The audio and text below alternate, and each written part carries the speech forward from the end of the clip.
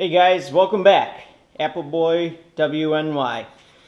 It's Sunday, and this is going to be part 2 of the video of Appleboy Plays Hooky, where we did the ride up to Tug Hill. I wanted to do a second segment on kind of the things that I go over when I'm checking over my snowmobile before I do a 5-mile ride or before I do a 200+ mile ride.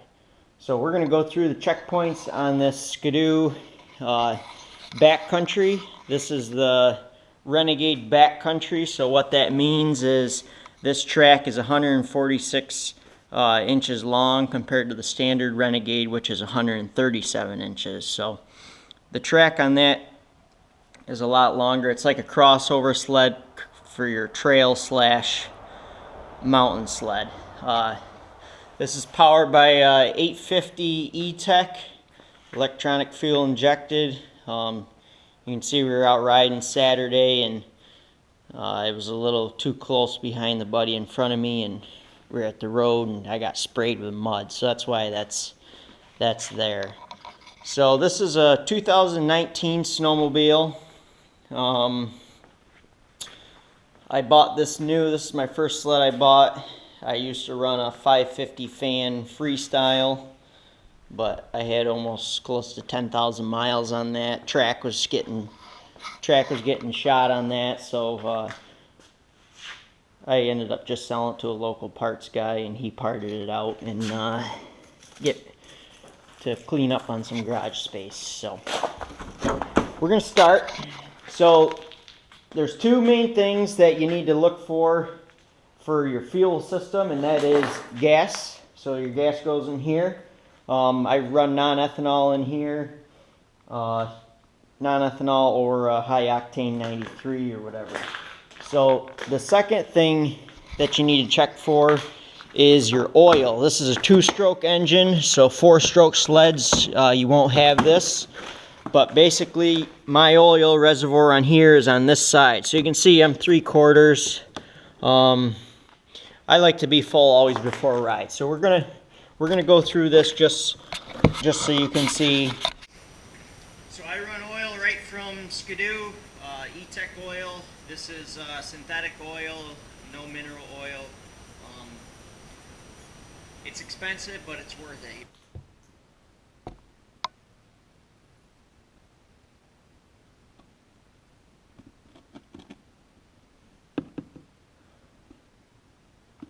So we fill it up with oil. So as far as our fluids, we are in good shape.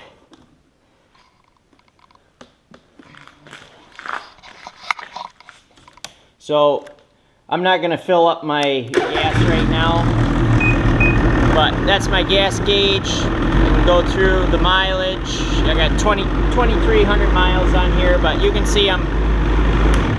see I'm just about full with fuel. So 2 fluids, your gas and your oil. So I got extra fuel caddy on the back. You don't have to have that, but I like to have that when maybe a gas station's closed, or if you're riding up north, they sometimes don't get fuel deliveries on time or use more than they figured, so they actually run out of fuel. And then I got this bag on the back, which we'll go through some things that I keep in here, but one of those is a few quarts of oil. So the next thing is your belt. So I'm going to pull off this cover, and your belt, this is how your snowmobile drives. You can see your clutch down in there, and then the belt. So just looking at my spare belt here, these ribs is what you check for, and the width of the belt. So this is a brand new belt on here, but my belt in there is in good shape. So that's one thing you want to check over too. Big thing is always have a spare belt. You can see I got a spare belt right on here. Don't depend on your buddy carrying a spare belt and having one spare belt for 5 sleds. Each sled should have its own spare belt, so when you veer off, you have a spare belt, because they do blow, especially with these new motors, bigger tracks. People want to be a little throttle happy, and these belts will blow. Not as bad as they used to on the older sleds, but they will blow. I had my uncle blow one the end of last season, and They're easy to change. You just back out. It's a lot easier. But always have a spare belt. And you know, when you're checking over these things, make sure you always put the covers back on. Don't miss a little hook or anything. There's a lot of different little clips in here. Just take the time to make sure you get all the covers and the stuff on your cowl back together. There's nothing worse than ripping down the trail 40, 50 miles an hour. There's a lot of wind, and the wind getting in something and ripping something off, and it's gonna cause you a lot of damage. I mean, I'm not sure one of these panels, but you don't want to crack it, and I'm sure they're a couple $100. So just save yourself the time and agony. Take your time to get things clipped in, so it's locked in like that, like that. So we got two of the main things. We got our fluids, which was our gas and oil, and the second thing is our belt. All right. The next thing that I always check over is my carbide. So what a carbide is let me get a spare ski here. I kind of go through them quite a bit, not by design. But what you have is you have your ski, which is the plastic part. On older sleds, they're going to be metal, but on the newer sleds, they're all plastic. And what they have is a carbide in here. So this is a piece of metal. This is a worn out one, but you can see where when you cross the roads and things like that, you can see where it wears off on these. These are wearable items. You replace these every couple hundred miles. The skis you don't want to replace. I mean, the skis you get into a set, they're $300-400, or the carbides. A set of those is about $100. So we're gonna flip this sled up, and we're gonna take a look and see if they're in good or bad shape.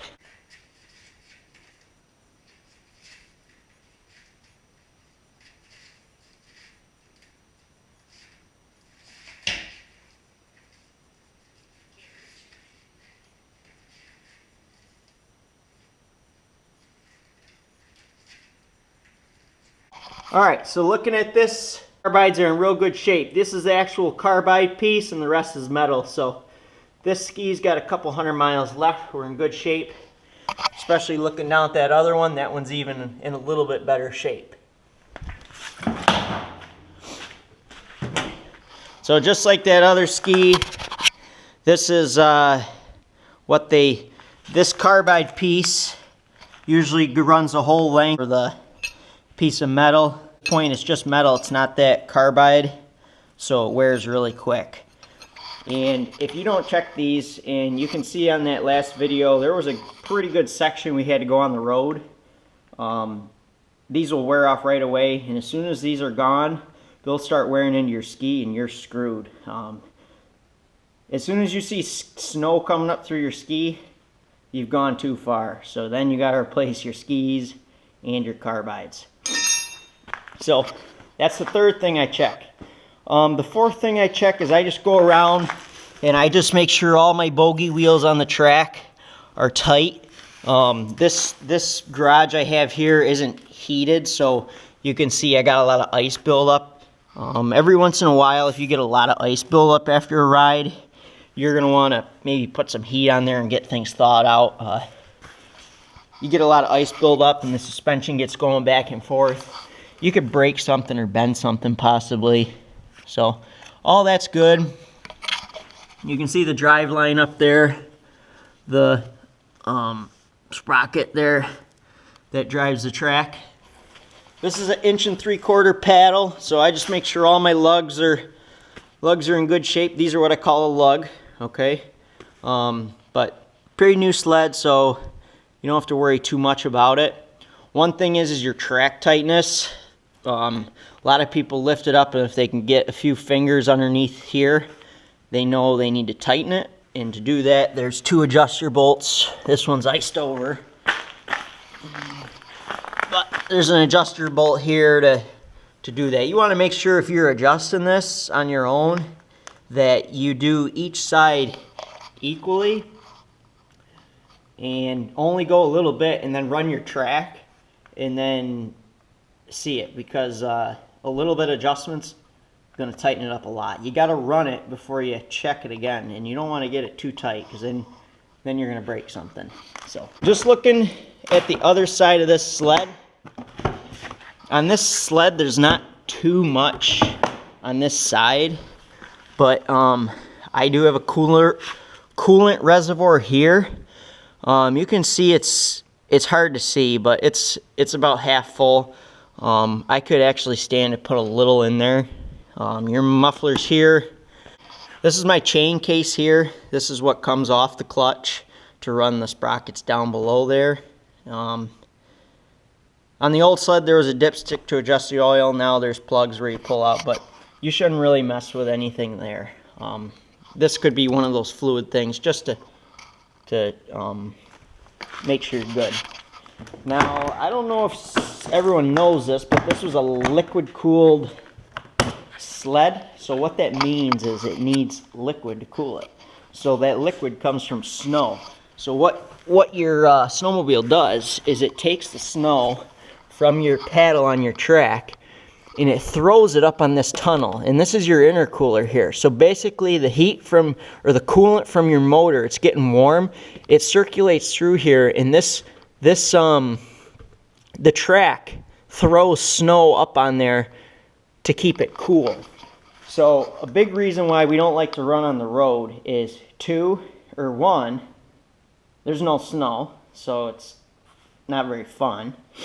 Two, you're not getting any lubrication. These snowmobiles need snow for lubrication.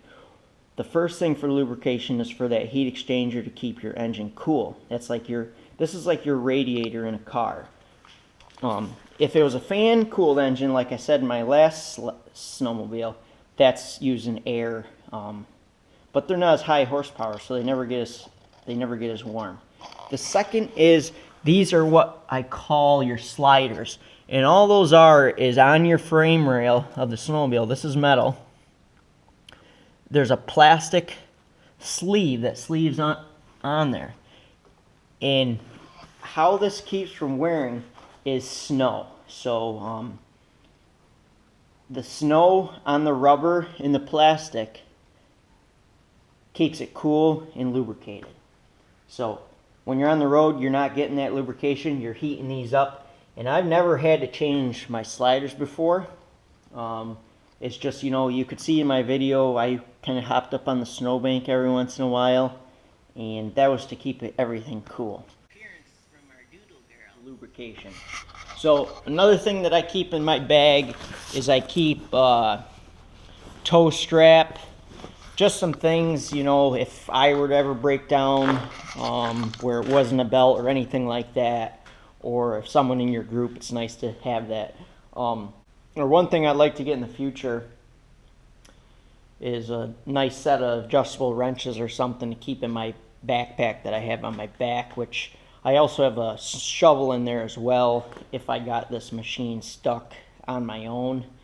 Usually if you get stuck if you're with a group, one or two people can get on a ski like this, one on the back and one on the throttle, and it should pull right on out. But when you're by yourself, just punching the throttle, it just digs you deeper and deeper, and you'll never get out. So what you have to do is you got to shovel around, pack some snow in underneath the track, and then I like to shovel a lot of snow out underneath the, where the skid guard would go or whatever. I like to get that out, so that way your initial motion is not pushing all this snow in the front. You're not pushing the snow for a little bit and then get going. But if you stay on the groomed trails and stuff like this is more like in the woods where you're mountain riding and stuff like that, kind of on your own land and stuff. But that's it. So drop me a comment down below if I missed anything that might help me out. But this is just some of the stuff that I look over before I do a big ride.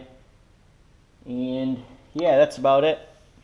I was thinking I was going to keep this channel more farming related, but I figured something like this might help out someone else. So if that's the case, it's worth it to put it up there. And spent a little time editing it and stuff. So with that, that's going to be the end of this video. And again, thanks for watching, and hope you guys enjoyed. See you at the next one.